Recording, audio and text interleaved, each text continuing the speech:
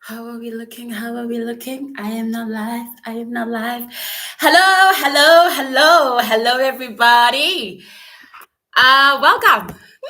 Okay, I don't know what to say. That's why I froze. But welcome to the sixth episode of the Mpumi K Show. Earlier, as I was working, a thought crossed my mind. In fact, a thought of fear crossed my mind. And this thing was like, you actually are terrified of doing these live streams every day, but you do them anyway. Why? And I thought this is so true because at the end of every session, I'm like, I breathe. I give out such a long sigh because in actual truth, it takes a lot. It takes a lot to come in here every afternoon, or at least 3 afternoons a week, and talk about my convictions and what I believe and what I think the world ought to be and become. So I am struck by fear every now and again, but I show up anyway because this is home. I'm not talking about my home, I'm talking about this building this community and helping other people develop as I develop. That is home to me. So, welcome to our episode of the Mpumi K Show. For those who do not know who I am, and for those who just want a refresher, who love hearing me say it all the time, my name is Mpumi K Mbonane, and I am a Purpose Alignment Strategist. This means that I am the expert that ambitious professionals turn to when they want to pivot into fulfilling careers with more impact and more income by aligning their purpose to their profession. I'm also the consultant that corporations call on when they want to address and illuminate the hidden costs of misaligned careers in corporates in doing so, or thereby or therefore stopping the talent bleed as well as their profit drain. I love the work that I do, but I feel like I can say those things more succinctly, but I'll see. I'll work on it. Today's topic is the best kept career acceleration secrets. Let me tell you something. What I'm about to tell you today, nobody wants to tell you. So maybe I shouldn't be shouting so much. Maybe I should just say, today I'll talk to you about the best kept career acceleration secrets. Okay. In 2018, in April, this is when I had just switched from engineering to banking. It was a couple of months into my banking career, and one night in April, I got the inspiration for the blueprint and the framework I now use in my signature program, Purpose to Profession. This blueprint really highlighted three things. The first thing that it highlighted were a couple of steps on how to discover your purpose. The second one, or the second thing that was highlighted in this blueprint, was how to then align that purpose to that profession. The third and final thing that was highlighted in this blueprint was how to then thrive in this newly found, or maybe let me not say newly found, but newly aligned purpose based career. So this is me, right? In 2018, in April, I get this blueprint. And so part of one of the steps within the aligned phase of the blueprint was to then decide on which profession will be best suited for this purpose. And so I did a process of elimination. I thought of, okay, so when it got clear to me that the people attached to my purpose were professionals, I then had to think which profession would be okay. NPO was struck off the list because NPOs are normally for people who cannot necessarily afford the services, and so you don't profit from the recipients of those services. So I struck it off because professionals have got money. Le na le tjhelete, re na le tjhelete, we've got re na le zaka, guys. And so I thought NPO, not the route to take. And then I thought academia. But the thought that came to me then was people in schools and universities are normally students and kids. Although I can take these, and I said kids, and some of you will think, are you saying they're kids in university? Young Sheldon, I'm kidding. But people who are in university are normally students. And although I can tailor my program for them, the blueprints that came in did not cater for students. And so I thought Being a professor, being a lecturer just won't work. And this is not to say that one day God will impress it upon my heart to lend or render the services or the framework to an MBA class, for example. So if a university anywhere in the world calls me up and they say, hey, we'd like to incorporate your framework into our MBA studies or whatever postgrad studies, I'd be happy to do so. So at that time in 2018, academia was not the route. The next on the list was full-time ministry. I serve extensively in church. I get so uncomfortable when I'm in a church and I'm doing nothing. So I use my gifts and my talents extensively in church. And so I thought, I'm already doing it. So I don't envision myself exclusively being in full-time ministry. And so I struck that off the record as well.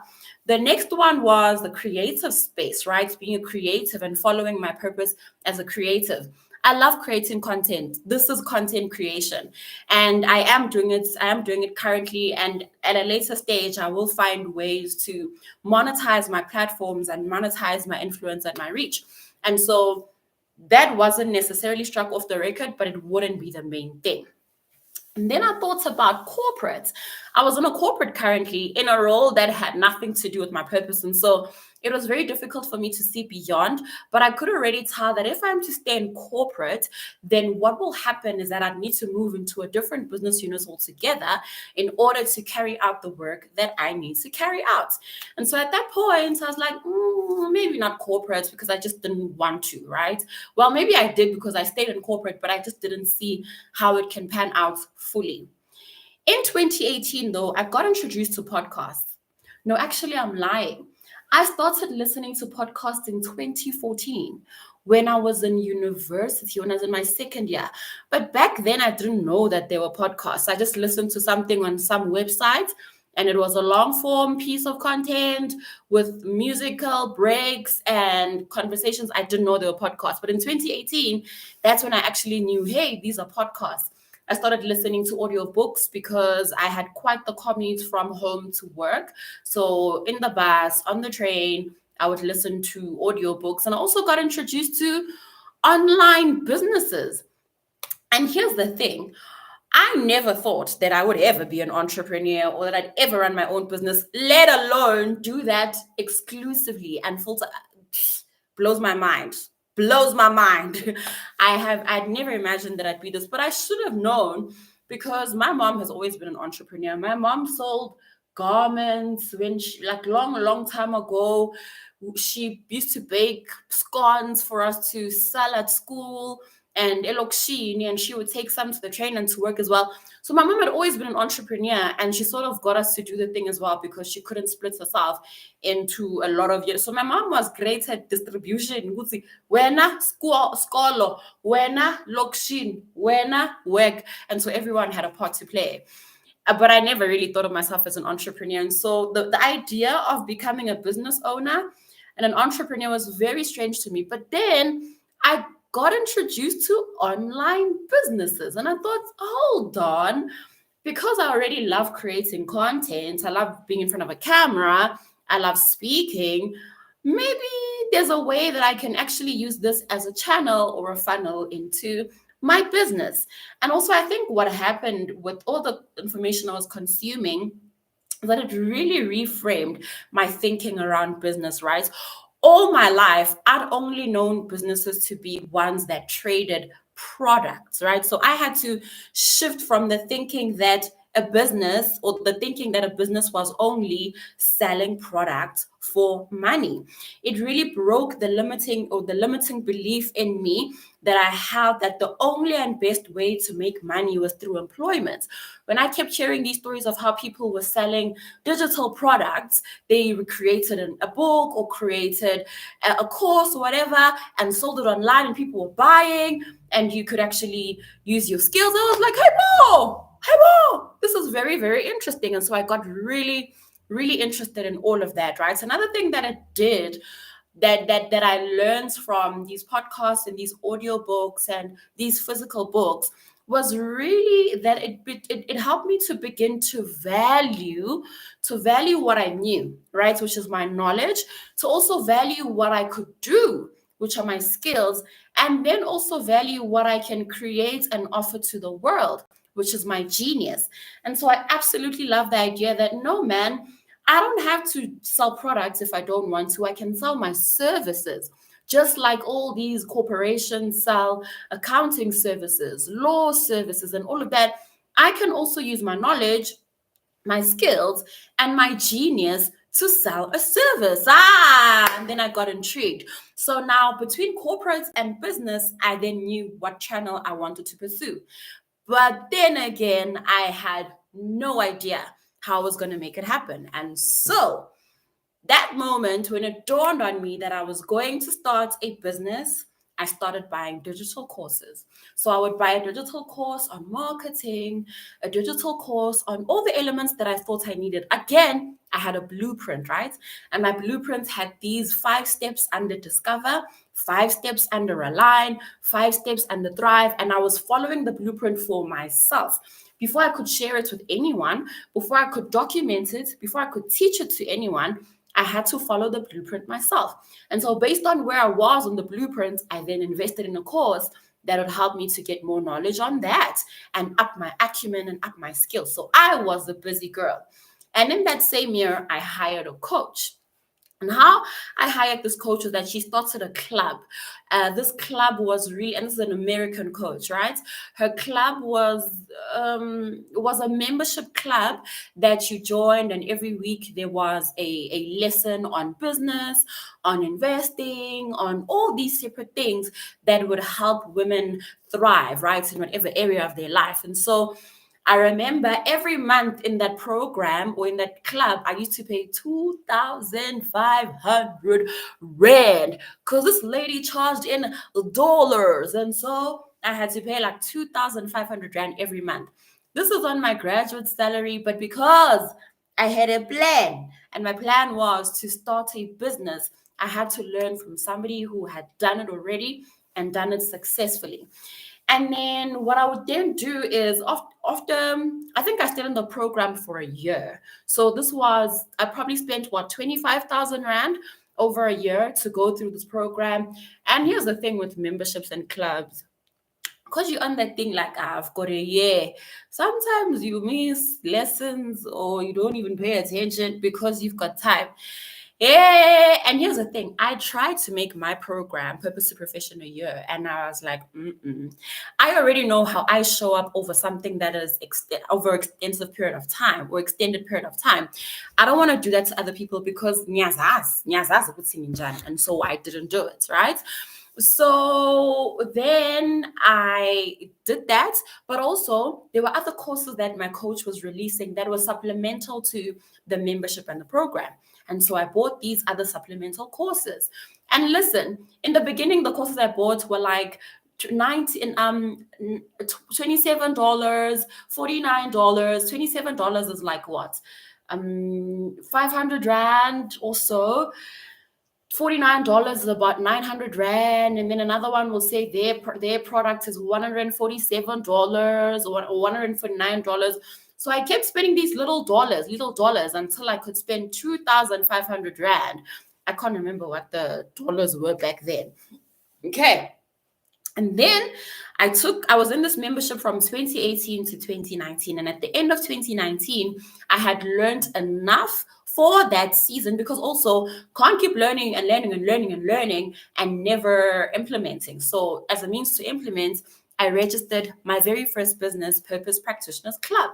This was in November 2019. Okay. And then the world shut down. We all went on lockdown. Everything was haywire. And I thought, I've just started my business and it's a business in coaching and consulting.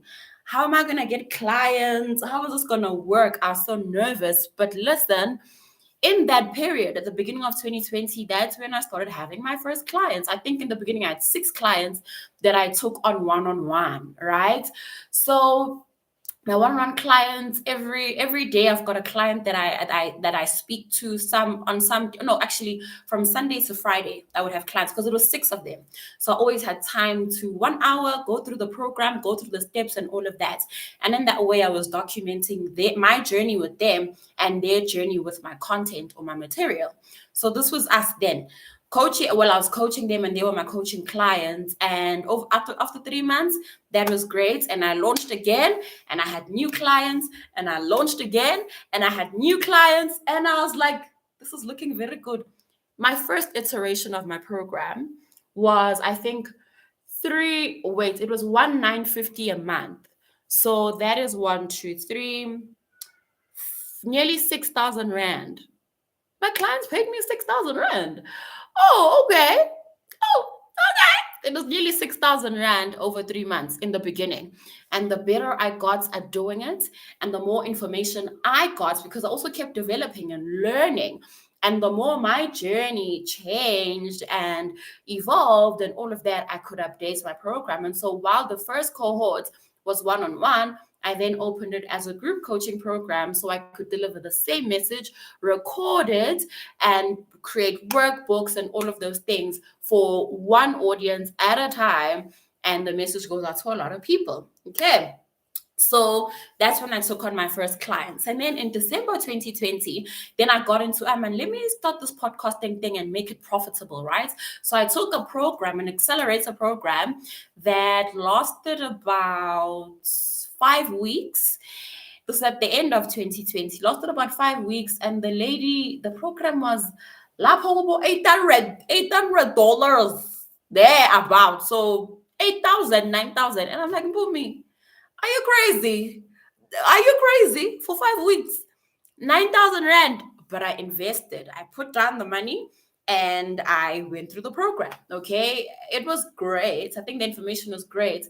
I just didn't like the speed. I thought it was very rushed, as if we were guinea pigs. But in any case, I invested and I got the information. The beginning of 2021, I was like, no, man, I need to ratchet things up, because I didn't have a coach at that time.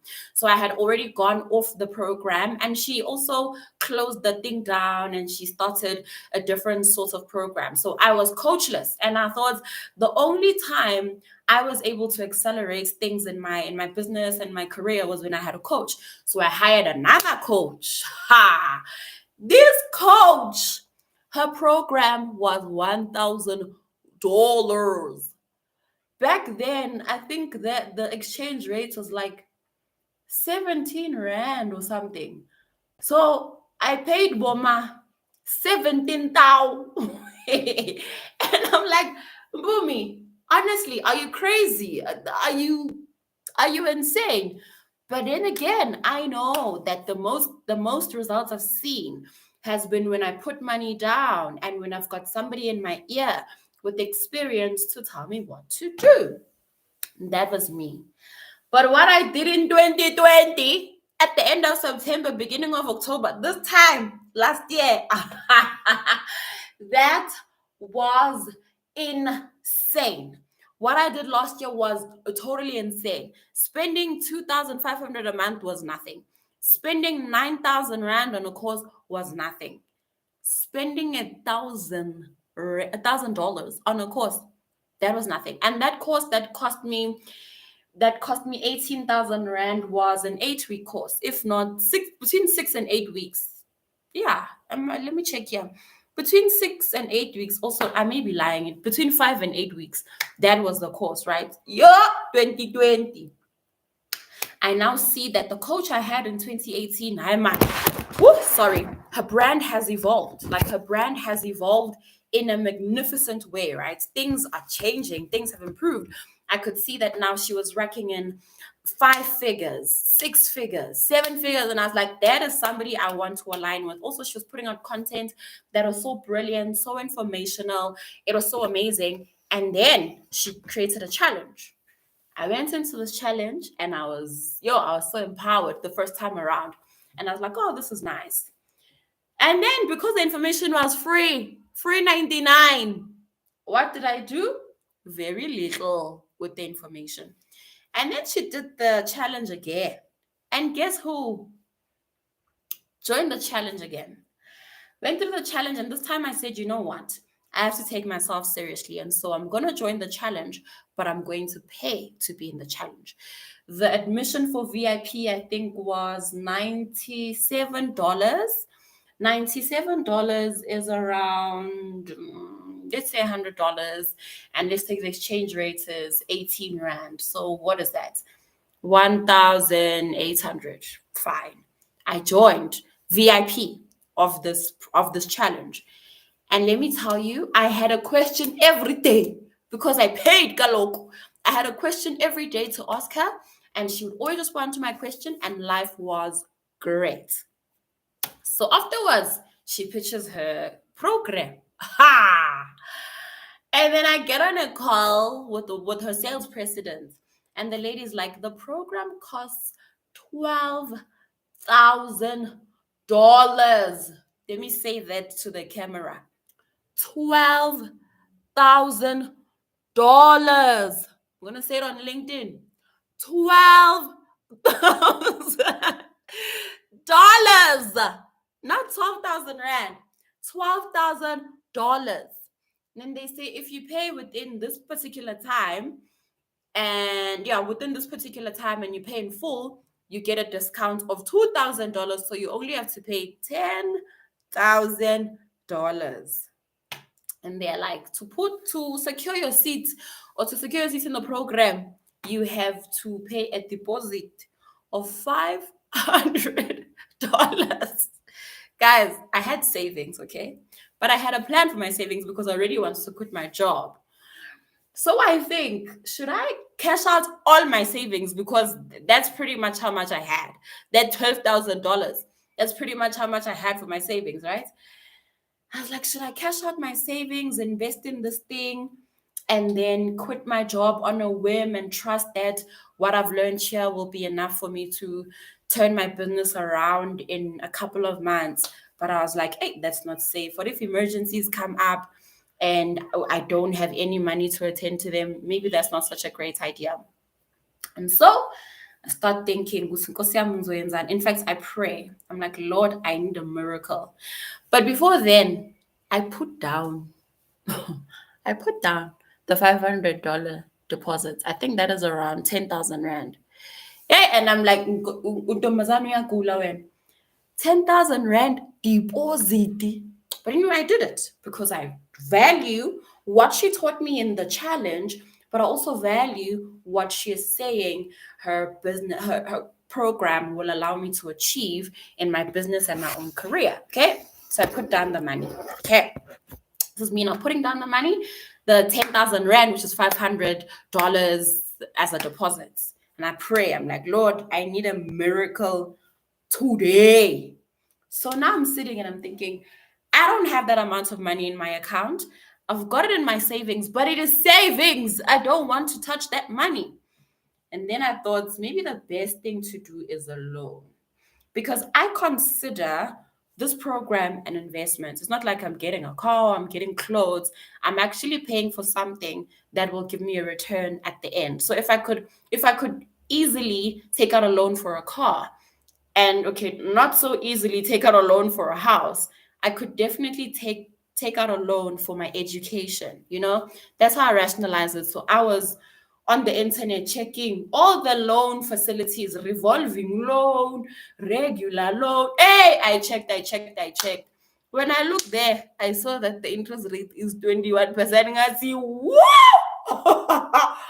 21% on almost 200,000 Rand of a loan. I'm going to die. I can't do it. I calculated what the installments would be. 17,000. I don't have 17,000 Rand every month. This will not work. And then I decided, you know what? I want this thing. I really want this program because I believe in what it can do for my business and my career. So the next day I went to the bank.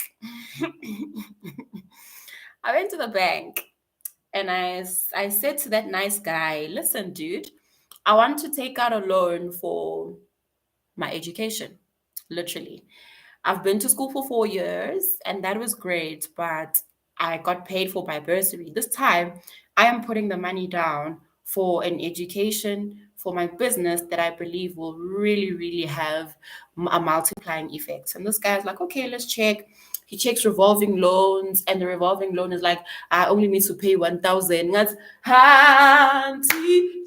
so I would not Oh, nah. Yeah, but 1,000. I can do 1,000 rand. I've done 2.5 in the past. This is okay. And then he punches down the amount that I want, and they're like, nope, I never. Malengaga. 180,000. No, no, no, no. The best we can do is 40,000. And I'm like, 40,000. I need 4, 8, 12, 16, 5 times more what they're giving me. I can't. And it's like, okay, let's check what the interest rates will be. And he's like, no, hold on. Your staff, right? You work for this bank. I'm like, yeah, I do. He's like, okay, oh man, you should have told me that in the beginning. Sharp, let's see. Oh, you get a staff rate. Staff normally pays like prime rates, which was at that time 9.5. And I was like, huh, Auntie James. Okay, let me stop singing. But that's literally how happy I was, right? That's how joyful I was that I don't have to pay 21%. I can pay 9%. And when he calculates it, that would be 4,000 rand. I was like, Lord, I prayed for a miracle. I can do 4,000 rand. My business can generate 4,000 rand in a month, and I can pay this loan off without even worrying about it. It is a business expense after all, because I am investing in the education that will take this business forward. And so I left the bank branch that day with a 180,000 rand loan to my name. Listen, this is the first time I'm sharing the story, and it took me a year to share it because for the most part I was embarrassed. A year before, 2021, I was dancing on social media, stepping good, stepping good, stepping good, stepping good, because I was debt free. The last debt I had was my car, and I paid that thing off. How are you now, a year later, getting into a personal loan of 180,000 rand? That is the cost of somebody's car. But then again, I knew what I was doing. I wasn't spending money, and I had no intention of saving money. This was an investment into me and an investment into my business and my overall what? Career. So I didn't share it. So I was like, oh, man, it's you when because you were busy telling us that. But now I'm sharing the story because there's a point to it, right? So I walked out of that bank with that amount of money to my name. And the guy was even nice to say, oh, you can pay this in the next billing cycle, so don't worry. And of course, it has more interest. I know how these things work. I worked at the bank. But for me, it was a bit of a reprieve because also I was like, my company will make a lot of money and I'll never have to worry about those little things, because I'll never have to worry about the little interest that's going to be racked up in this 1 month that I'm not paying, because my business will just pay over and over and over and over again. Hi, Kay. So no, before I move on from the story, I realized that I was praying for a miracle, right? And in my mind, the miracle was God dropping the what? The money on my what? On my lap. But that's not what God did. The miracle that God gave me then was to open my eyes.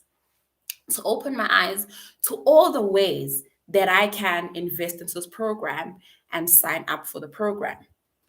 And here's what I want to share with you, right?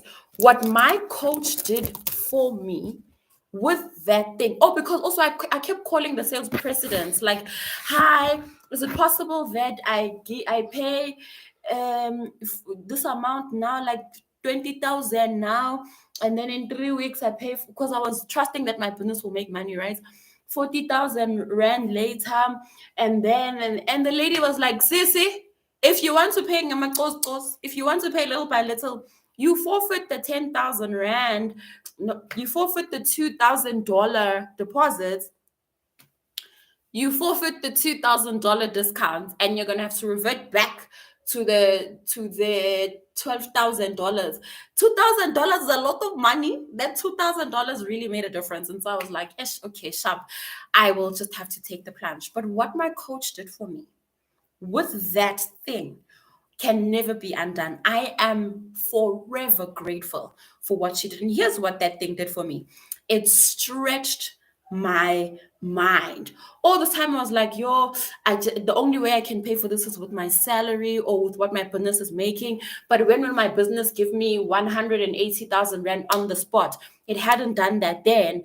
And I just knew that for what I'm trying to do, because in the next couple of months I want to leave corporate, I have to accelerate my journey. And so it stretched my mind and made me creative in terms of how I can get this money to make the investments. It made me very resourceful. And someone might be thinking, that is creative. Listen, if I can pay 4,000 Rand every month instead of putting down 180,000 Rand on the spot, I will do just that.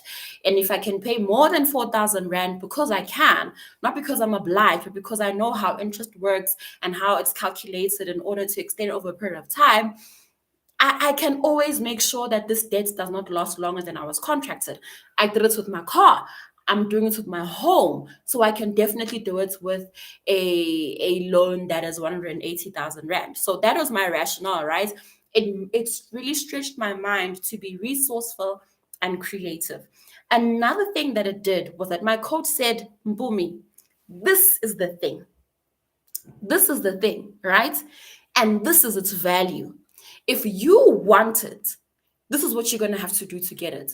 There was no compromise around 10,000, 20,000. She said, this is the thing that you say you want. This is the thing that you believe is valuable. This is the value. And if you want it, this is how you'll get it. And I was like, So, in essence, when you really want something,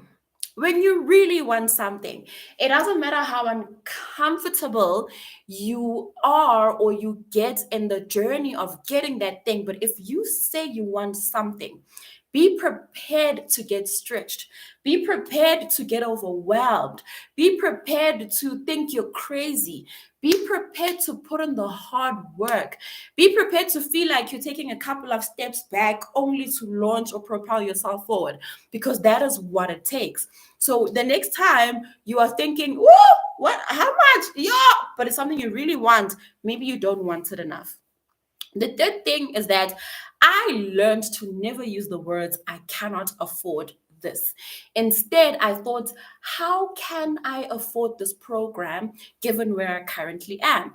And that's how I approach everything. Everything that I truly design, everything that I want, I ask myself, how can I afford this, that, and the other? If it means I need to budget for a number of months, that's exactly what I'm going to do. If it means tapping into a bit of my savings, that's what I'm going to do, depending on what that thing is and the value it's going to bring to me, right? Whatever it is that I believe will be beneficial to me, that I believe is essential to my living and my livelihood and making my life better, I never say, oh, I can't afford. Instead, I say, how can I afford this, that, and the other? All right. The next thing that it taught me is that being backed in a corner forces you to be creative. Some of you are not desperate enough. And that's why you're not going after the things that you want. You're not desperate enough. You don't want it enough. You're okay. In fact, your pain tolerance is extremely high. Some people are in pain every day. They wake up to go to jobs they hate. Every Monday, it's the same story. Every Wednesday, oh, Friday cannot come quick enough. Every Friday, wow, thank God it's Friday, you're celebrating. Your pain tolerance is actually very high. Believe it or not. And even if you've convinced yourself otherwise, your pain tolerance is really, really high. You are not desperate enough. You do not want things enough if you are not willing to change. And so I got backed in a corner. I thought, this is the only time I have to sign up for this program before I make the jump out of corporate. And I have to make this decision. I have to be creative. And my creativity back then was using the bank's money upfront to invest in myself and paying it over time. So, another thing that it helped me with is that it gave me the confidence to charge. If my coach can say her program is $10,000, and it doesn't matter whether you live in America or you have to convert $1 to 18 Rand, it doesn't matter. The price is the price, because I know that the value is the value. it gave me the confidence to charge the real value of what I had to offer. I spoke to my clients, the last cohort I had in the Purpose to Profession program. I said to them, yo, please tell me how much I should charge the next people. How much would you be willing, now having gone through the program, how much would you be willing to pay for it? And they gave me prices that were way above what I charged them. In fact, this one girl was like, listen, this course is invaluable. I don't know how you are even able to price this thing. And they gave me these prices, and I was like, oh no, I had an allergic reaction. After I took this program, after I went through this boot camp, this course, I was like, actually, 3 times what they said, because that is the value of this thing. That is the value of my program. So I mention my prices to the people who I speak to on the phone without batting an eyelid. I don't flinch. I tell them what the price is. Do you want it or not? Because this is the program and this is its value. If you want this program, you are going to offer up the value of this program. And another thing it did finally is that it increased my belief in what I have to offer. You know, I sat back and I looked at my program and I thought, no, man, this is actually really good. And if somebody believes that their program is worth 10,000 Rand, and her coach, my coach's coach, charged her $55,000 for a program of a few months, plus commission for other work that their coach is going to do for their program. I was like, people really believe in what they have to offer. Why don't I? Why don't I believe in what I have to offer? Also, it gave me the thing, Yaguti. I am making this investment because I believe that I can actually make back the money that I need to pay the bank. Imagine at that time, did I have a cohort? I think I wasn't even enrolling clients at that time, but I said 4,000 Rand, this is nothing. My business can make more than this. I believed in that, right? And it took me paying 180,000 Rand to believe that my business and my knowledge and I am worth that amount and I can make that amount back. Now, I thought about a couple of reasons why people don't invest or make investments, right? Especially in themselves. And the first reason is that people don't realize that they are actually worthy of the investment. So they don't do it because they don't think that they're worthy of the investment. They just don't. They are able to identify assets in houses, in stocks, in bonds, in mutual funds, in all those other things, but they are not able to identify the asset that they are. Let me tell you now, you are your biggest asset. The thing that is between your 2 ears, your brain, that is the biggest asset that you have. Your hands, your biggest asset. Your body, and not in the way that you are thinking, your biggest asset. You are your biggest asset. So I need you to believe today that you are worthy of whatever investment you are called upon to make on yourself. The second reason is what we spoke about yesterday: effort, justification, bias. People think I have to struggle in order for something to be valuable. It needs to have come at great pains, at painstaking anguish. It needs to come from heart wrenching. People really don't see value in something they don't toil for, and therefore they don't leverage the pain and experience of those who've come out of it and are saying, here's the shortcut. There's nothing wrong with shortcut. And I'm not talking about cheating your way through life. And I'm not talking about cheating your way through life. I'm talking about somebody going through a pain and somebody doing something with that pain and them coming out with experience and lending you that experience so you don't have to go through the pain. You don't have to go through what they went through to get there. Somebody who took 10 years comes to you and says, it took me 10 years to get to the solution, but it will just take you 2 weeks. Why would you not invest in that? Why would you not invest in someone else's experience? Why would you not leverage what they know? They've seen the pitfalls, they've seen the potholes, they've seen the dangers. They've experienced the dangers. They didn't just see them, they went through them. And they're telling you, this is what you can avoid, but here's what I'm going to ask in return for giving you what will take you so long to do in this little time. It's like that journey from Canaan to Egypt that could have taken them a couple of days, but they were like, yeah, yeah, yeah. And God said, oh, you want pain? You want experience? Bet. Let's go. 40 years. 40 years round. Those people were experienced in Ibizwan Gonje, in circling a place, because they went around. They went around only for them 40 years to land at the place that God was like, are you going to trust me, who knows the pitfalls, who knows the journey, who knows what you need to avoid in order to get to your promised land quicker and sooner? So people don't invest because of effort justification bias. No, it will not be valuable if I don't first struggle and are in difficulty and are in anguish. Stop that thing. Stop that thing. My coach, being a 7-figure coach, and it's taken her, because I think she left her job 2009. Oh, when was it? Those years back.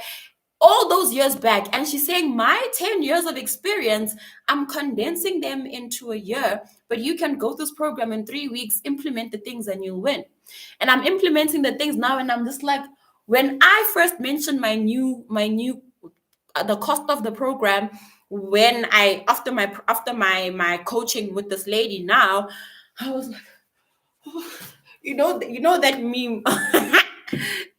You know that meme on WhatsApp of that lady who's falling on all the other ladies? That was me. I was just like, oh, nobody's gonna buy. And the next day I woke up and somebody had signed up for the program. What? Because I implemented what I was taught. I didn't have to go through years and years and years of trial and error and experience. Somebody said, Sissy, I've got the blueprint. Here's what it is. You don't have to, man, don't struggle. Here's what it is. But give me $10,000 because it's that valuable. And if you don't pay, you're not going to see the value in it. And that's how people are. I was in a program that cost me 900 Rand just before getting into this 200x investment. I didn't even get to 5 modules of 30 whatever modules of that 900 because I didn't value it. So people value where they place a value. And so I valued this thing, right? So I'm just like, this is the thing. And I realized it's so valuable because I don't have to go through the struggle that somebody else went through. So that's the second thing. We want to struggle first. When somebody is saying, hey, I've already suffered. It's like salvation. Jesus is saying, come. It's free. You just need to change a bit of your ways just so that you can protect yourself and be okay. These are things you actually don't. I know you want to do it, but you don't need to. So keep in line with these things, but salvation is free. And we're like, no, crucify us with Jesus. Why do you want the cross when he's gone all the way for us? You know what I mean? So don't crucify yourself when somebody has gone through the cross and they're just like, this is how you get it. Put down this and do it. You know what I mean? Okay. The third reason that people don't invest in themselves is because they are afraid of change. I really wish I could tell you that someday in the world, things are never going to have to change, that you will never have to change. I really wish I could tell you that, but I would be lying to you because we all know that the only constant thing in life is change. If you're not changing, you're not growing. And if you're not growing, then you truly aren't living. So if you are afraid of change, you are actually signing up to die. Actually, there's a beautiful quote I love by Helen Keller. I wrote it down in my notes. And it says, life is either an adventure or nothing. Security does not exist in nature, nor do the children of men as a whole experience it. Avoiding danger is no safer in the long run than exposure.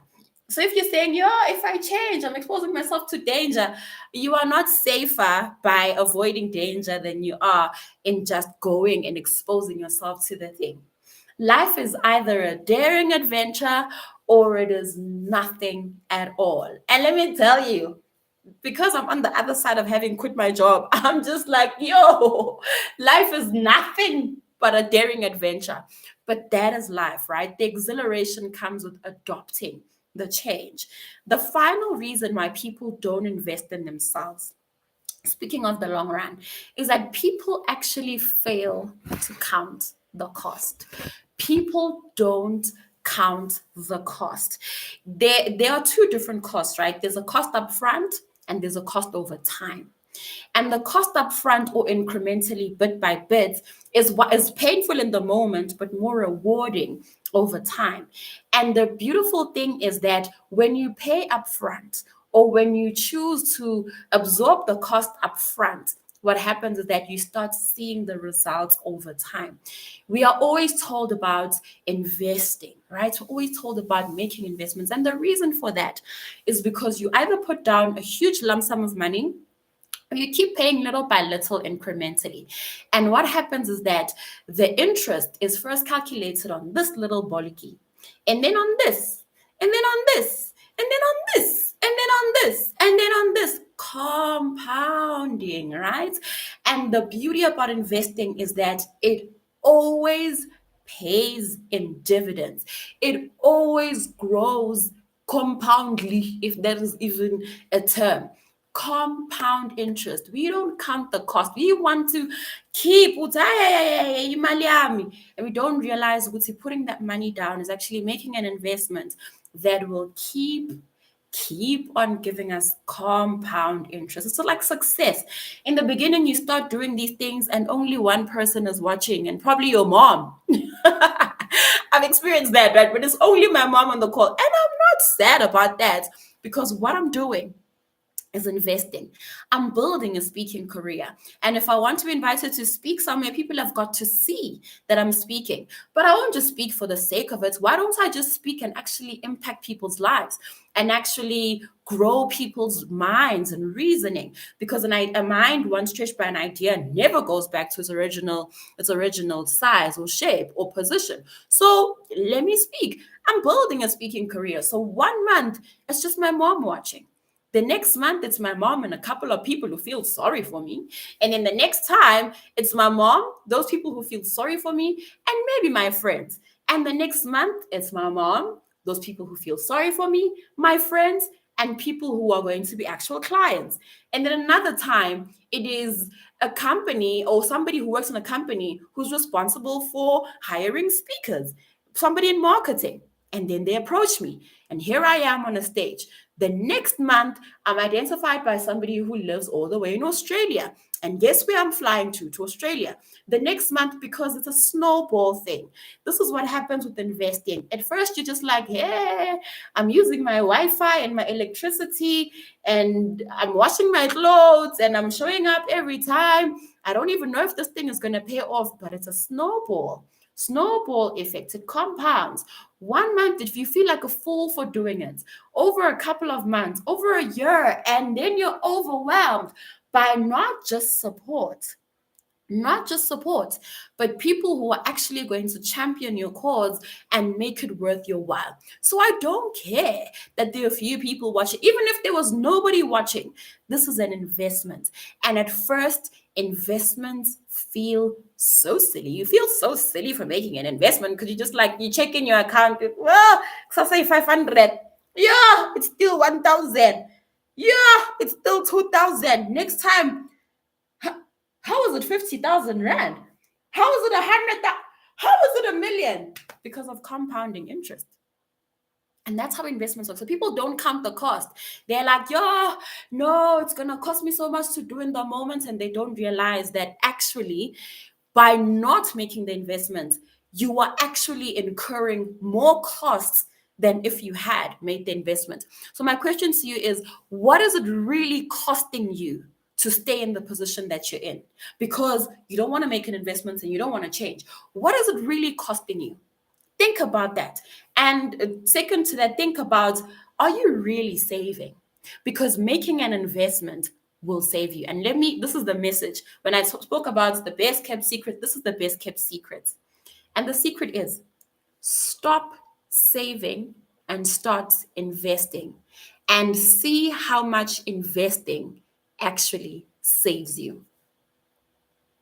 I'm going to say that again. Stop saving and start investing and see how much investing actually saves you.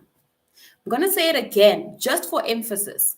Stop saving and start investing and see how much investing actually saves you. I've spoken to people on the phone who wanted to join my program, and they've told me about how they were admitted into a psych ward. They stayed there over 21 days, and that pains my heart. And I realized that them investing in the program will save them another hospital stay. So you stopping the idea of, oh, I'm saving my money, I'm saving, you would actually, if you started investing, be saving yourself a visit into a psych hospital or a psych ward. You would be saving yourself the little that's left of your self-esteem. I spoke to someone who was a client of mine, and she was saying, Mpumi, my self-esteem is on the floor. Because I know I don't want to do this work and I'm not that great at doing it. I'm not the only one that sees. My managers see, my colleagues see, and they're not afraid to tell me. Every day I am made to feel like a dumb person, and they're not afraid to say it because it's feedback, right? 360 review. And my self-esteem was on the floor. This is not the first person I've heard saying this. So staying in that position where you know you're not even effective and you know you're not even impactful, it might actually save you the very little self-esteem that you've got left. It might save you your reputation. Investing, that is. Investing will save you your relationships. There's nothing worse than dealing with someone who's in the slumps and they are doing nothing about it. Somebody who's constantly upset, constantly drained, constantly complaining, constantly. When anjalo, you are crying. Who wants to be in a relationship with a Debbie Downer? Nobody wants to be in a relationship with a Debbie Downer. And so it will cost you your relationship if you start saving. If you start investing, rather, if you start investing, you will save time. Remember when I spoke about those years of experience and pitfalls? It will save you time to invest because you don't have to build the house. You don't, and I'm talking now about investing in property, right? And not in property that you buy it and is in terms of a house. So maybe getting a share or getting a share in some property, right? You don't have to build the house, you don't have to go to the bank, but you get a share. You don't have to start the business, you don't have to be the one who starts the business that is an S&P 500, but you can invest in that business that you had nothing to do in contributing to start. You can make investments on something that you did not even were not even a part of its inception. But because you're investing, it's saving you the time. Investing will save you sleepless nights. Let me tell you about the nights where I was restless because I needed to know, what is my purpose? What is the profession? Oh Lord, where do I need to go? What do I need to do? When my purpose got clear and I started living in that thing, now I'm currently having sleepless nights because I've got such a big idea that I need to start implementing. But October is coming and I'm starting to implement it. I think I'll sleep better because now I'm always putting down things. Not that I'm restless, but I'm just putting down things. I'm so excited about what I'm about to do. But investing will save you sleepless nights. Investing will save you money, believe it or not. Investing will save you your legacy. And you know what else investing might save you? It might save your soul. it might save your soul. And the beautiful thing about purpose and aligning your purpose to profession is that it doesn't just benefit you. You might actually save the lives of those who are attached to your purpose. How's about that? How's about that? I spoke to one of my previous clients today and I was just giving her one coaching session. And when I heard about the things that she's doing, she just needed a kick in the butt, right? And when I heard about the things that she's doing and how she's changing people's lives, I was like, man, oh man. She was very frustrated with her job. And things are changing. Things have changed. And what do you know? This little girl who believed that you can align your purpose to your profession and thrive in that thing and be awarded and experience fulfillment and create impact. She's actually creating that impact. I've saved people's lives through my program. I continue to do so through my program. So it won't just save you, it'll save the lives of those who are attached to your purpose. Yeah. So essentially, your idea of saving is not serving you, it's not serving anybody. So my message to you is stop saving and start investing and see just how much investing will save you. You can invest on purpose. You can invest in purpose to profession. Tomorrow is my last day of enrollment. Actually, Saturday is the last day of enrollment. And yeah, I've made huge investments in this. Nobody will ever invest into this business as much as I have. And that's fine because I need to make sure that I'm giving you the best that is out there, the best that I can. I need to invest in order for me to be the best coach and the best business owner. Nobody will ever invest in my business as much as I can, but that's okay. But people can invest in themselves. And one such way you can invest in yourself is through purpose to profession. And see just how much investing in this program, only 3 months, October, November, December, see how much that actually saves you. Yeah, that's my message today. That's what I wanted to say to you. Stop saving and start investing and see just how much investing actually saves you. I'd love to have you in my program, not because you're supporting my business. You're not. You're not. You're not supporting me. I always cringe when somebody says support Black businesses. No. People don't buy things because you need them to buy. They don't buy things because they want to support you. People want to support themselves. Men saying you got that. It's because I want to support my hungry stomach. I'm hungry. I want to eat. So I'm only supporting myself. If I buy whatever people buy and invest in, it's because it benefits them and supports them. So support yourself. Benefit yourself. This program is not for me. I know what my purpose is, and it's serving you. And so come on over, book a consultation, book a discovery call. Let's talk. Let's see how we can get you into the program and let the games begin. Next time I come on here, enrollments will be closed. My content will shift a bit because my focus is shifting.